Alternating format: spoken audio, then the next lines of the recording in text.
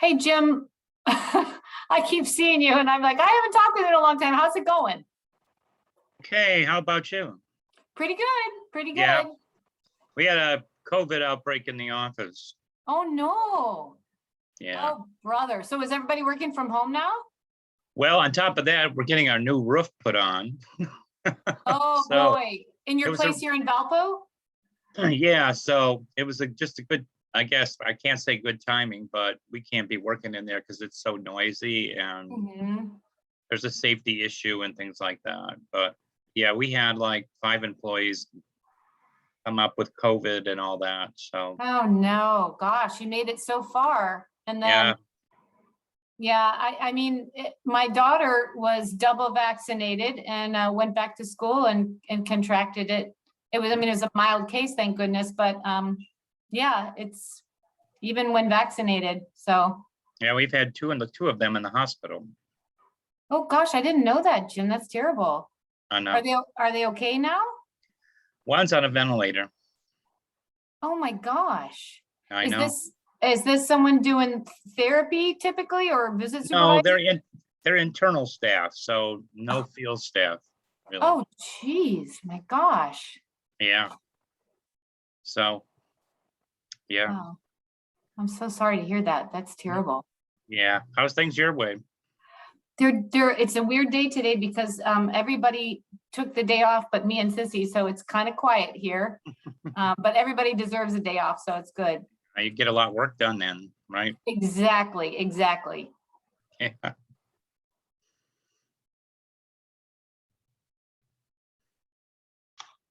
Well, I'll be thinking of your office staff, Well, Jim. thank you. Thank Yeah, you. This roof thing's been a big, been the deal too with the rain, yeah. they're doing the roof, they had part of it uncovered and then they had to have all the units, HVAC units taken off and put in the parking lot. They had to hire security for that. After, some people go to the office now. We have a couple people in the office during the week, 8 to 4:30, but we have to have security from 4:30 at night till the next morning. And then the weekend, we've had to have 24-hour security. So that's costing some bucks at $30 an hour. Oh And my, then with the rain coming, we have leaks inside the building and 3 offices, and that's a mess to clean up. And yeah, that's a nightmare. It's a nightmare. I know, and it's Mm. a cost of fortune.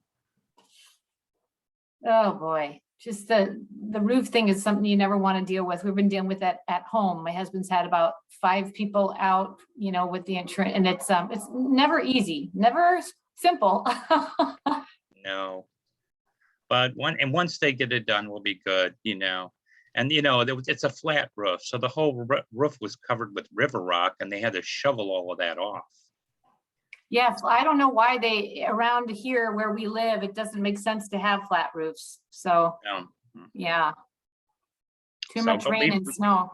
we've had a history of water leaks in the ceiling now for years, so it was really time to do it. Yeah, So, well, good luck with all that. Looks like we're getting started. I'm gonna mute myself. okay, me too. Good to talk. You too.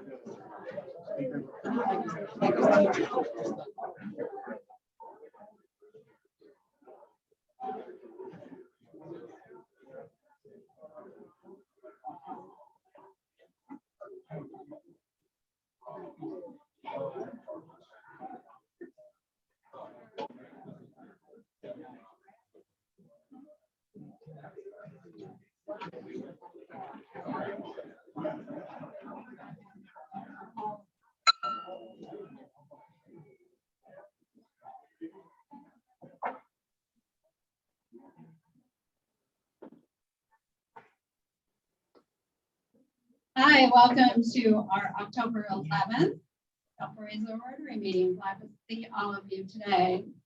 We're going to ask you to bear with us. We're so excited because today is our first Zoom live meeting. We're Zooming in our speaker. We have attendees on Zoom and we're live. So thank you to Greg Gottschalk, Greg Farrell, and Mary Jo Jamie for working and setting this up. And Steve, can you include in your prayer that it all works when you come over? Okay, thank you to our greeters today, Deb Pressel, Matt Evans, and Mike O'Donoghue. And let's get started. Do we have a singer here today? A lead singer. Ready? Somebody.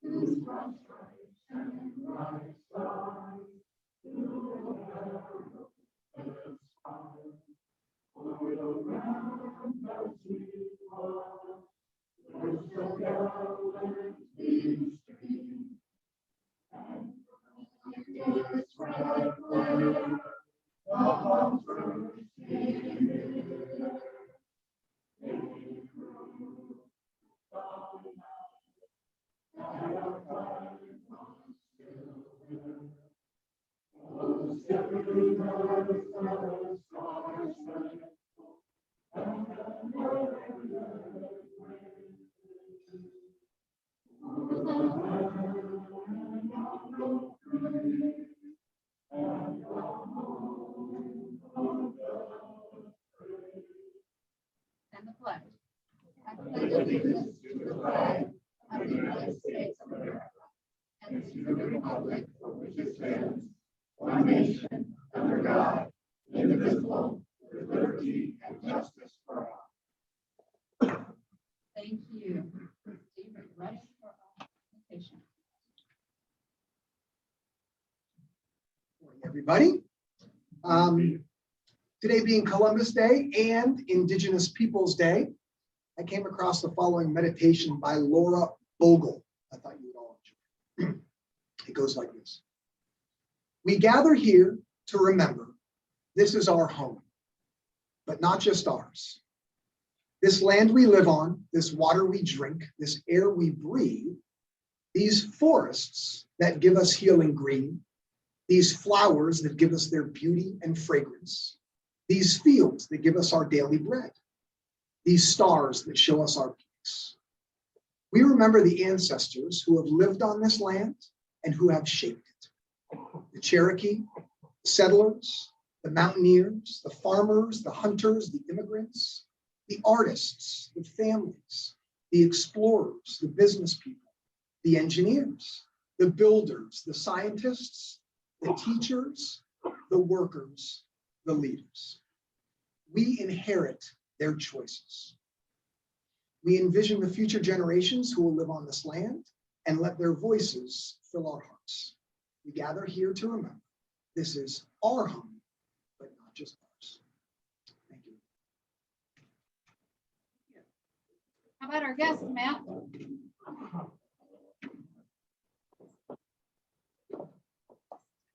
Good afternoon, everyone. We have a couple guests today that I'd like to mention. Lee Krull is here again. Lee, if you stand up, everybody say hi to Lee. He's transferring in from another club. Was it Monticello? Yeah. Larry Wapple is here as an esteemed guest of our president. Everybody please say hi to Larry.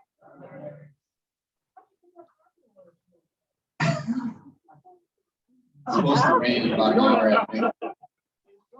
We also have a couple more. John Kilibus is here. He's a candidate in our leaders program. Everybody say hi to John. Also, James Young is here. He's another candidate in our leaders program. Everybody say hi to James. And that's it. Thanks for the help back there.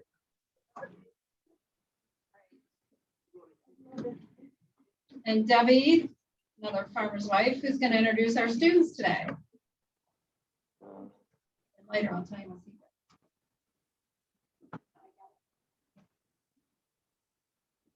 It is my pleasure to introduce two amazing students from Washington Township High School, along with their amazing guidance counselor, Jen Seimer.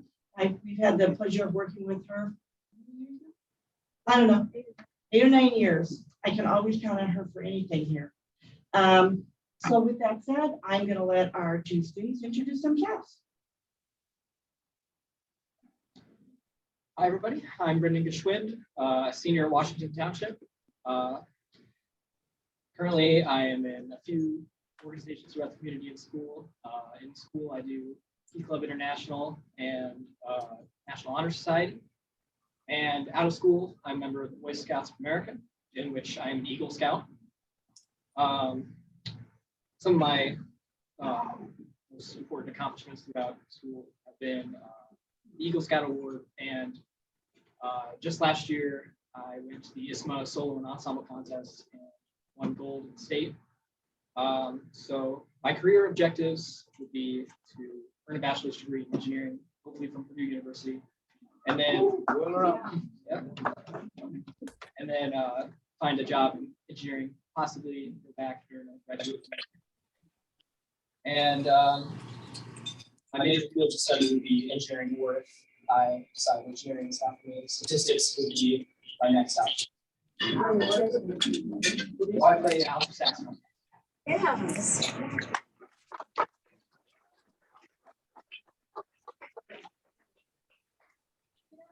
My name is Caitlin Moore. I'm a senior at Washington Township. During my years in high school, I participated in the National Honor Society Science Club, Health Occupation Students of America. I've been in Key Club for 4 years. I served as the secretary and the vice president for 2 years. I have been in National Honor Society for 4 years. And this last year, I was selected to be a co-captain for my sophomore varsity girls team. In my junior year, I won the Playmaker Award for the most assists. In the afternoon, I also go to the Porter County Career and Technical Center, and I study health science. I studied health science 1 last year, and this year I'm in health science 2, learning to become a certified nursing assistant, which also allowed me to become a member of Health Occupation Students of America. I hope to be a radiologic technologist and eventually specialize to be in a cardiac cath lab. I'm not exactly sure where I'd like to go to college. I'm thinking maybe Indiana University, South Bend, or University of St. Francis.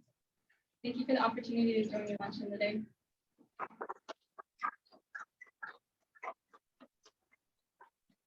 Thank you for being here with us. We have a gift for you. This is a book on how successful people win, and it doesn't say by luck. That's not one of the chapters. But you know, luck is where preparation meets opportunity. And this will help you prepare for opportunity. Thank you so much.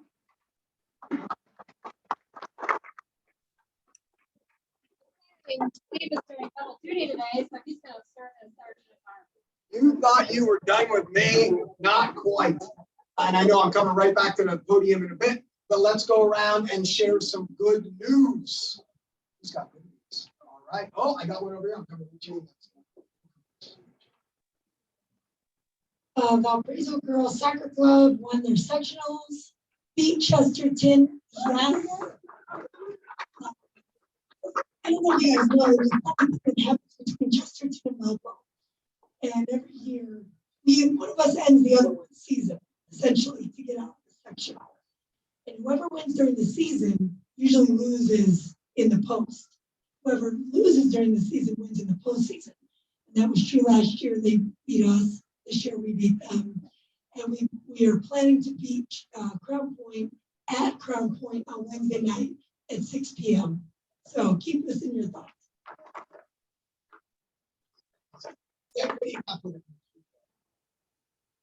So I'm really excited about the college care package. To see this nice basket that is not quite full. And right now, if we were to send this to the college students, they would get toothpaste and a granola bar. So we need your help. So it's a little bit more fun for them. So get out your phones and put in a little reminder. We need 12 items, candy bars, fruit snacks, gum, anything, gummy bears, anything more fun that you would like as a college student, please put it in your phone. Right now, we need 12 items we're collecting for the next 2 weeks. After that, we're going to send them out. So you have 2 weeks to remember. Thank you. All right, James, you go. Yeah. Hello, everyone. Exciting news at Lakeshore Public Media. Last week, we were notified that we were nominated for 2 Chicago Emmy Awards for Outstanding Achievement in Arts and Entertainment. This is our 2nd year receiving a Chicago Emmy nomination. So it's huge news for Lakeshore Public Media, but also a testament to the quality of we have because we tell our stories. And then who else? We'll come right to the middle, then we'll come around to the side. Here we go. Get my steps in. This is what I was looking at. I'm surprised that you mentioned it, since you're talking sectionals, most of the sectional cross country is, her daughter was there. Another news is, this last weekend, after being invited 4 times, I attended a great banquet. Has anybody in here attended a great banquet? Indiana Dunes Great Banquet? There, okay. Of course, But yeah. if you've never attended, and you're invited, I challenge you to accept. It's a Christian retreat at Camp Works for 4 days. Here's why it took 4 years, because you have to leave this home and you take your watch off. But if you want to know more about it, I'll be able to share what I can share. But if you're ever invited, I challenge you to accept. Yeah, give it up. There we go. The good news is good fortune for our club and for Caitlin, because Caitlin is a prime candidate for Dr. Patheja's Scholarship Award, which is awarded in the spring every year to a radiologic student. So be sure to get through go through your guidance counselor, get in touch with for the Rotary Club scholarships. So any other good news? Larry, of course, Larry's got. I'm here, I'm not going to say anything. Fantastic. Thank you, Larry. Thank you. I've got some good news on my own. I've got my 3 favorite people in the whole wide world with me today. Matt, Chris, and Jack. By the way, if Mom asks tonight when she gets home, I as well. All right. We've been on a boys' weekend while Mom's been away, so we thought we would share a little dad joke humor for today's festivities. So, Matt, you want to kick this off? All right, here we go. In February, March. Hold on, can February, March? I'm not sure. No, but April. No, but April, May. Come on, that's a good one. Come on. Well, all right, Chris, you're next. What do you got? Food in his mouth. Good for him. He didn't try to talk and chew. That's what he's got. What do you call a fake noodle? What do you call a fake noodle? I don't know. What? An impasta. Ah, an impasta. Come on, give it up. Thank you, Sharon. Jack, you want to try? You want to try? No. All right, then I'm going to read Jack's. He chose this one just for all of you. So the last joke is, what's the name of a man with a shovel? What's the name of a man with a shovel? Doug. Thank you all. Bye-bye.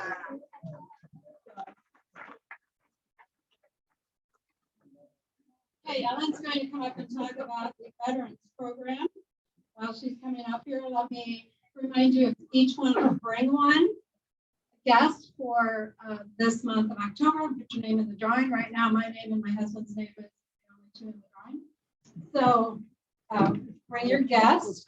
Highway cleanup is Saturday. Is there anybody here that plans to come that did not sign this sheet? Please raise your hand. Highway cleanup on Saturday morning at 8. Anybody? Okay, for those of you who Well, my are, good news is I think I have like 2 more than signed up, so that's gonna make it go a lot faster. So if you haven't signed up, you can count it pretty quick. they're meeting at, is it LFEI Clinic? LTFI Clinic at Burlington Road, 49 area.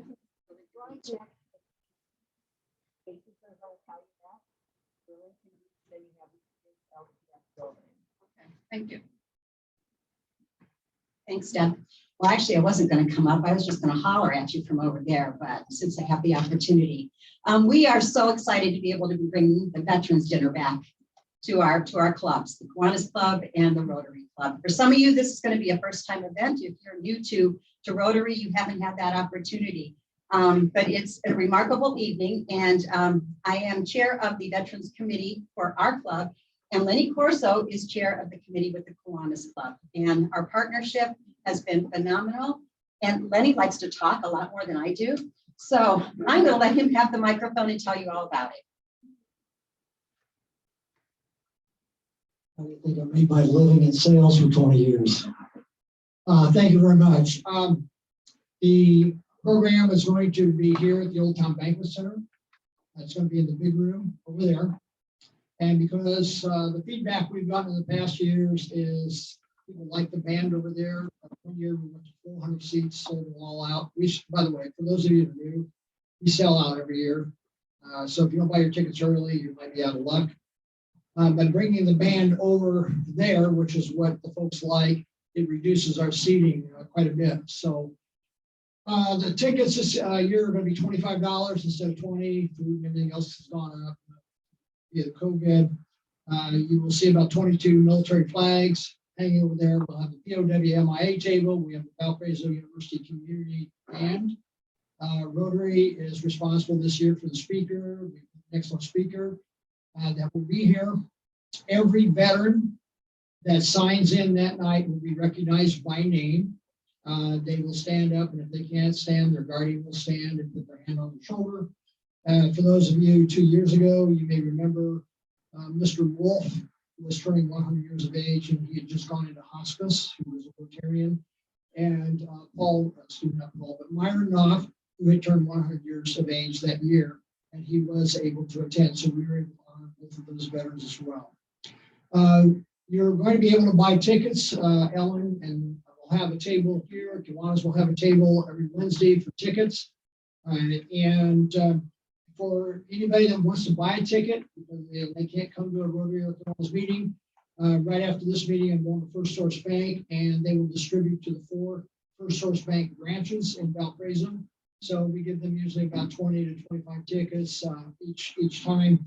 And so anybody that wants a ticket this time to go to First Source branch bank in Valpo, not in some other zip code. All checks, if anybody's writing a check this year, since Rotary picks up the tab for all the bills, the check should be written to the Rotary Club, the Valpo Rotary Club. And to my knowledge, we're not taking credit cards or debit cards or anything. It has to be cash or a check. And we have posters, and these posters are printed on both front and back. We learned our lesson after the first year. You put them on a doorway, but if it's a clear glass doorway, they can see the poster going out, and they can see the poster coming in. We also have little flyers that can be put on bulletin boards.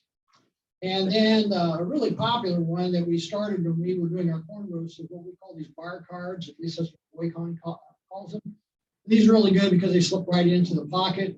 Right after this meeting, I will be going to the American Legion, and the American Legion is already salivating and buying tickets for this. And they said they're going to buy 2 tables already. And also the VFW, and they will spread the word. If you know of anybody that belongs to the American Legion or VFW, that is a target market, whether it's just over to what have you, because we always have a high representation from all the veteran service organizations. So, and even if you're not a veteran, feel free to buy some tickets and distribute the tickets to a deserving veteran. We call it take a veteran to dinner, at least someone deserves it. Thank you.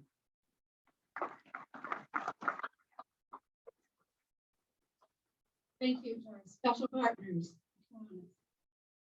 Okay, now it's time for our program. I would like you to welcome Ray Popham. Ray serves others through the avenues of leadership, speaking, training, coaching, mentoring, and shepherding. He is an international speaker, teacher, businessman, pastor, and coach whose personal work has directly reached into 87 nations.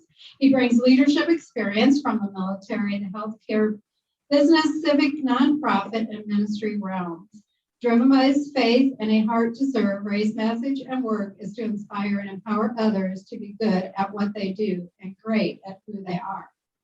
He served in the United States Army as a nurse and trainer. His time and leadership gifts are currently shared as a global speaker in the business, ministry, and educational worlds. He's owner of 2 businesses and as the founder of 2 nonprofits. He serves in the John Maxwell Enterprise as faculty president of the John Maxwell team and deputy director of global programs for Equip. He lives in Aiken, South Carolina with his wife, Teresa. He has 2 grown children and their spouses there also, 6 grand princesses and 1 grand prince. And Ray is a mentor of mine. I love his lessons. And so I asked him to share today. And he's also great at using his life stories to make his leadership principles come to life. So please welcome Ray. Awesome. Well, thank you, Debbie. Can you hear me okay on that end? I'm hoping. All right.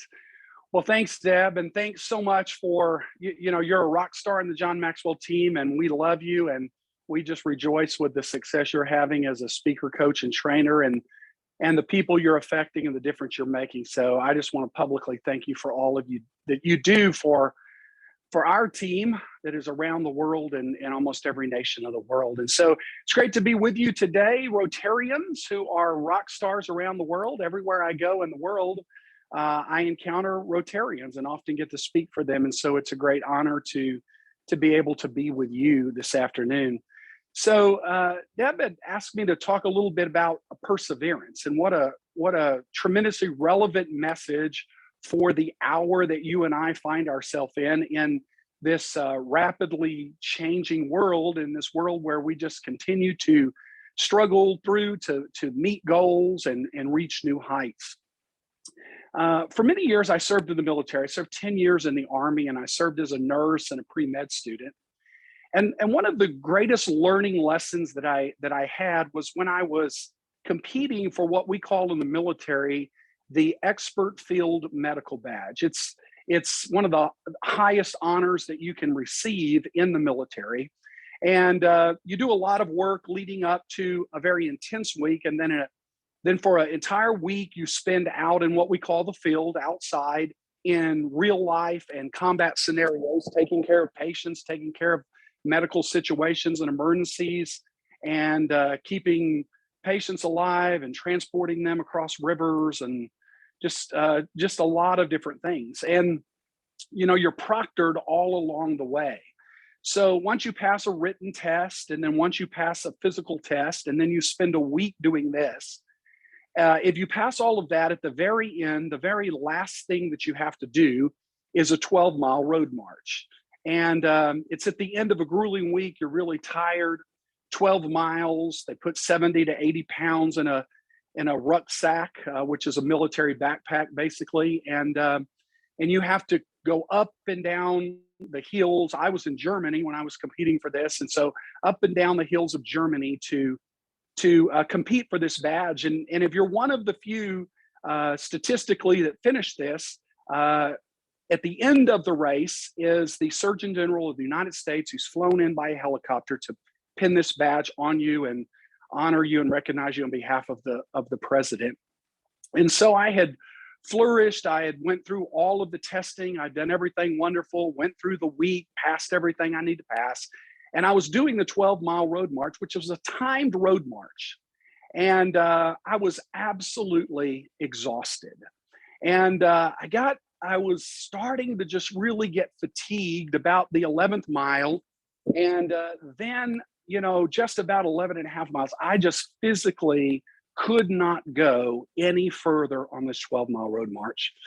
And I tried to do everything that I had trained for, that I had prepared for to finish this. And all I could think in my mind is I've gotten this far, I've done this much, and now I'm just not going to be able to finish. I just do not have one more ounce of energy to finish. And then something dramatically happened that really taught me about perseverance. Someone come by me, one of my peers who was on the road march came by me, and they said two words that literally changed everything. And these were the two words he said. He said, walk backwards. Now, I was in the medical field and I knew anatomy and physiology well, taught it, matter of fact. But I had forgotten that when you walk backwards, you use an entirely different set of muscles. And so I turned and I began to walk backwards, and I finished that last half mile, 3/4 of a mile, walking backwards. And I crossed that line. And out of over 80 that started that week with that badge, I was one of the 13 that finished and got that award pinned on by the Surgeon General of the United States. And here's what I learned about perseverance at that point. That most of us think perseverance is pressing through and continuing to do what you need to do, and many times doing the same thing in order to be able to reach your goal or accomplish your mission or what it is. But I learned that there's three important things when it comes to perseverance that is in the mind and different between successful people and not so successful people. And that's the three things I just want to leave you with today, because I learned those on those hills in Germany as I was finishing that 12-mile road march. And the first one is this, is number one, you as a person have to adapt your approach. You have to adapt your approach. Most people are stuck and getting stuck in the same things and using the same approach, but perseverance is not about doing the same thing over and over. It's about being able to adapt your approach in whatever ways necessary in order to be able to reach your goal. And we're in a world right now where those that are adapting their approach to anything, much like you're adapting the approach to this meeting, those that are adapting their approach to things are the ones that are coming out on top and experiencing tremendous success, actually, in what would otherwise look like a setback. And so what they've done is they've used a setback for a setup, for a move up in their life or in their business or in their organization. I want to challenge you as a person of perseverance, just pause a moment, and maybe you're persevering well, but you're persevering with the wrong things. Maybe it's about adapting the approach you're using. The second thing I learned from that road march was this, that you have to be open to change. That you have to be open to change. Now, we say that, and we know that. We often even teach that. It's mantras in our business. But I found that most of us struggle with change. Matter of fact, if you study statistics and research shows us that 78% of people struggle with change. They struggle to make change. They struggle to embrace change. And that means most of the people that you and I are leading, influencing, hiring are people that really are resistant to change or struggle with change. I found out even myself, the immediate thought when he said walk backwards, those two words, the first thing that I did is especially because I was exalted, I had to think about that a little bit, because that was not even in my awareness. It wasn't in my thinking. It was certainly in my learning. It was certainly a mantra probably somewhere along the way that I learned that if you keep doing things the same way, you'll keep getting the results. It's easy to say those things. It's easy to post them on the walls of our offices. It's another thing to be intentional, to be a person that makes intentional room each week in their schedule to be a thinker, to be a sustained thinker, to set aside time that says, I want to not only think, I want to be a sustained thinker, which means I want to take one thought the way I've been thinking it, and I want to stay on that one thought, but I want to go deeper and deeper and deeper. The thing we know about our brain is that our brain is neuroplastic. In other words, our brain has the ability to grow and develop. But most of the time, our thinking operates this way. We think one thing, and then our brain starts to look for connections in other branches of thought, other thought patterns in the brain, to see how it can connect to those thought patterns. And so on a general basis, most of us are thinking the same thoughts in just a little bit different ways, but we're not thinking new thoughts with new approaches. Sustained thinking is when you think into one thing and you continue to discipline and be intentional to keep thinking on it for 30 minutes or an hour and not get distracted on anything. And your brain literally starts to build new trees and new branches of thinking. That's sustained thinking. And if you're going to be open to change and be a person who embraces change, you'll never embrace change unless you first prepared your brain to embrace the change. Otherwise, you'll throw the idea or the change over into your subconscious, and then the rest of your life, most people are blaming their life on fate instead of intention. And then the third thing I learned from that experience in the Army that has carried with me all of these years in leadership is that I have to call upon other people. I have to call upon other people. I have to get other people involved in helping me look at something. I have to be intentional about that. I have to be purposeful about that. That says, hey, listen, I want you to look at this.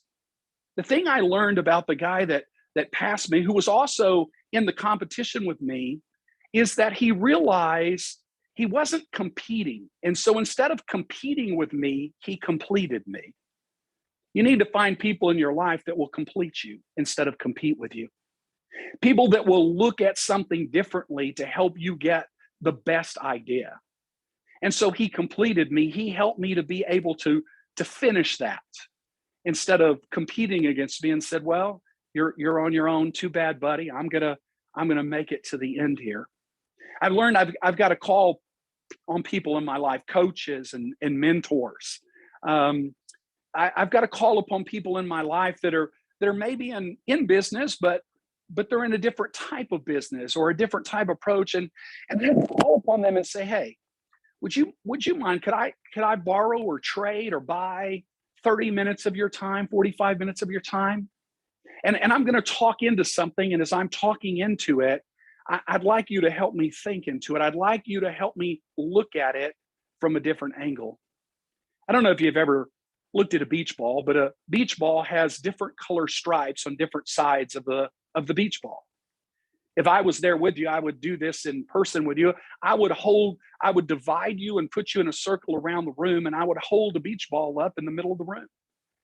And I would ask those on the left side of the room, tell me what color you see. And they say, I'd see red. I'd say, people on the opposite side, tell me what color. They'd say, and I say, is it red? And you say, no, it's blue. And then on another angle, they would see that it's yellow. The incredible thing about perspective is that it can all be right. Red's right, blue's right, yellow's right on a beach ball. It just depends on the angle that you're looking at it from. I've learned that as I call people and invite people into my life, and you have a wonderful opportunity to do that as Rotarians who share relationship, but are all influencers in some capacity in your community and all work in different businesses with different approaches. But the wonderful thing you have is the ability to connect with one another and help one another, particularly in the era that we're in and that we're moving into, and the adjustments that we're moving into for the future. And ask somebody, help me look at this in a different way. Help me find my muscles to walk a different way and finish this race. So I would encourage you, and I would challenge you. We're in a leadership environment. My friend and mentor, Dr. John Maxwell, he just wrote a book on leadership and talked about the 11 shifts that have to be made, that leaders of the future have to make these 11 shifts if they're going to lead into the future and lead effectively. I believe that's one of the workshops that Deb does also, is licensed to do. And I love it because he really challenges us that there are some shifts we have to make in our thinking and our approaches and our actions if we are going to come out as the leaders for the future. And so thank you for letting me be here today. And thank you for letting me have this opportunity with you. And I just want to challenge you to think a little bit more like Edison did when Edison finally got lighting and the light bulb and all of that down. And he had tried 10,000 different approaches, and they had asked him, what was it like to fail 10,000 times? And now you think this is going to be the right time? He said, I didn't fail 10,000 times. I found 10,000 ways it wouldn't work.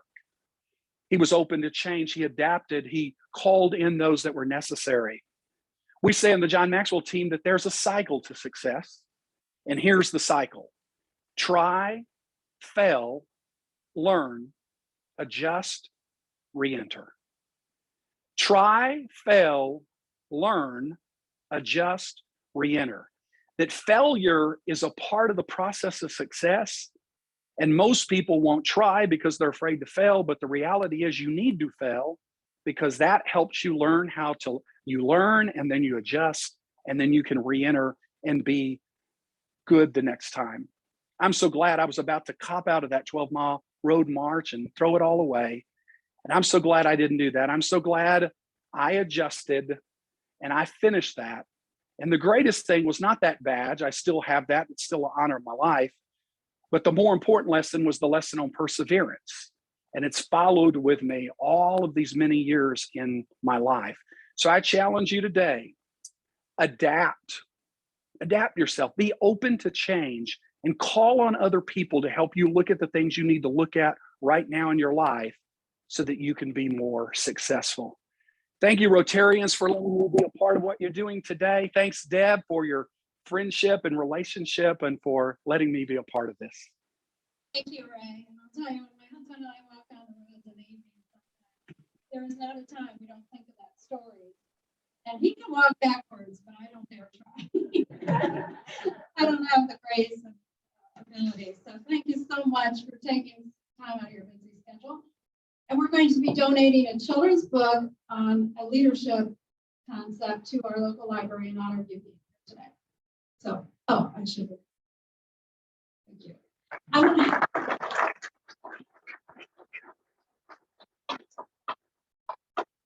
to give a little shout out to the Rotarians on Zoom today. If you're still on, Denise Kovic, Sarah Fink, Carly Kovitz, Kathy Ireland, Jim Burns, Carrie Whittier, Andy Modes, Eric Gibson, Chad Nally, Natchke, Mary, and Adam Johnson. Thank you. We're glad you joined us today, and hope all the sound came through greatly. So are there any announcements that we didn't make? Debbie? Okay, I'm thinking about what I said in terms of the interaction. I said, I don't want to think that, I'm going to do this. Here's why I think they're coming to meet you. You're coming to meet you. That's what I tell them. This is your opportunity to meet, greet, and work alongside the leaders. So please don't use that. Please come out and meet our students. Thank you. Next week's meeting will be Opportunity Enterprises presenting for us. The following week will be Chad Dutz, the chief of the Valparaiso Fire Department, and we'll have another roundtable discussion. I've gotten feedback from our leadership enrollees for this program. They really appreciate the roundtables and your input and mentorship and how you listen to their input and mentorship. So please keep joining us for those. Okay, let's stand and close with the four-way test. Keep our Bay Coast father in your prayers. He's not doing well right now, and she asked for our thoughts and prayers. Of the things we think say or do, is it the truth? Is it fair to all concerned? Will it build goodwill, better friendships? Will it be beneficial to all concerned? And is it fun?